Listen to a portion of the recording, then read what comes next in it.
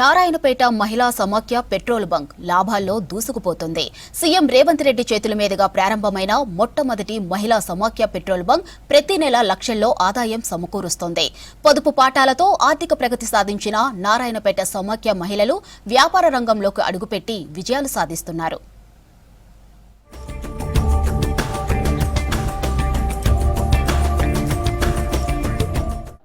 పైసా కూడబెట్టి కొన్నేళ్ల క్రితం పొదుపు ప్రారంభించిన నారాయణపేట మహిళలు అంచెలంచెలుగా ఆర్థికాభివృద్ధి సాధిస్తున్నారు. చిన్నపాటి పొదుపుతో ఇంటి ఆర్థిక పరిస్థితిని చక్కదిద్దిన నారీమణులు నేడు వ్యాపార రంగంలోకి అడుగుపెట్టి లాభాలు గడిస్తున్నారు. ఆర్థిక క్రమశిక్షణతో ఇంటిని చక్కదిద్దుతూ కుటుంబానికి ఆసరాగా నిలుస్తూ వచ్చారు. ఇంకొందరు బ్యాంకు లింకేజీ, స్త్రీనిధి లోన్ల ద్వారా అప్పు తీసుకుని తిరిగి చెల్లిస్తున్నారు. ఆర్థికంగా ముందడుగు వేస్తున్న వీరు రేవంత్ సర్కార్ ప్రోత్సాహంతో మరో ముందడుగు వేశారు. రూపాయి జమ చేసి మహిళా సమాఖ్య సభ్యులు దేశంలోనే తొలిసారిగా ఓ పెట్రోల్ బంకు యజమానులుగా మారారు. తెలంగాణ ప్రభుత్వ చొరవతో పెట్రోల్ బంక్ ప్రారంభించి అనతి కాలంలోనే లక్షల్లో ఆదాయాన్ని పొందుతున్నారు. గడిచిన 6 నెలల్లో సుమారు 16 లక్షల ఆదాయాన్ని పొందారు. అసలు ఈ పెట్రోల్ బంక్ ఆలోచన ఎలా వచ్చిందంటే, మా గతంలో నేను జిల్లా సమైక్య అధ్యక్షులుగా 3 సంవత్సరాలు చేశాను.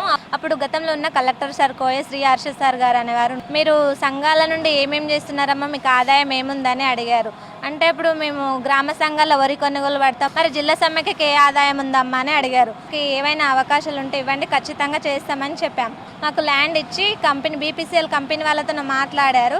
మాకు పెట్రోల్ బంక్ పెట్టిస్తే మేము ఖచ్చితంగా దాన్ని ముందుకు తీసుకెళ్తామని అన్నాం. అప్పటి నుండి ఇప్పటి వరకు మాకు ఆదాయం 15 లక్షలు రావడం జరిగింది.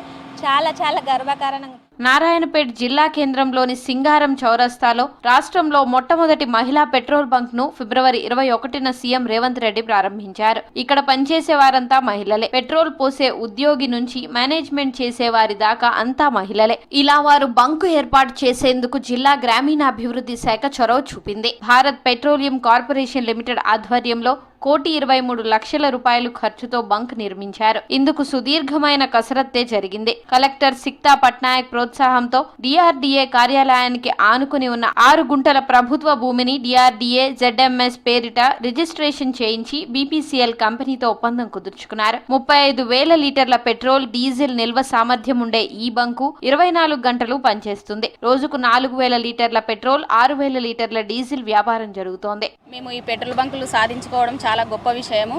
మేము ఈ పెట్రోల్ బంకులు సాధించుకోవడం అంటే మా కలెక్టర్ ద్వారా మాకు వచ్చింది.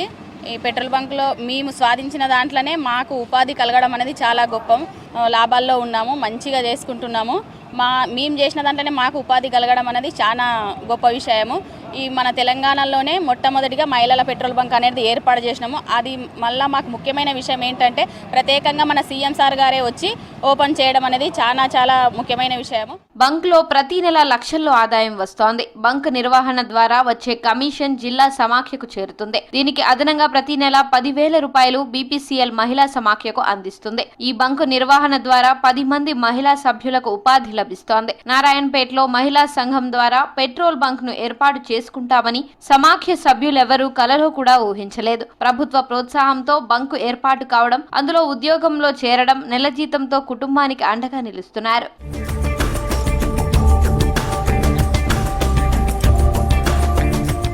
మహిళా పెట్రోల్ బంకులో నాణ్యతకు, నమ్మకానికి ప్రాధాన్యతనిస్తున్నారు. అందువల్ల తక్కువ టైంలోనే పెట్రోల్ బంక్ వ్యాపారంలో ఆర్థికాభివృద్ధి సాధిస్తూ పొదుపు సంఘాల మహిళలు రికార్డులు సృష్టిస్తున్నారు.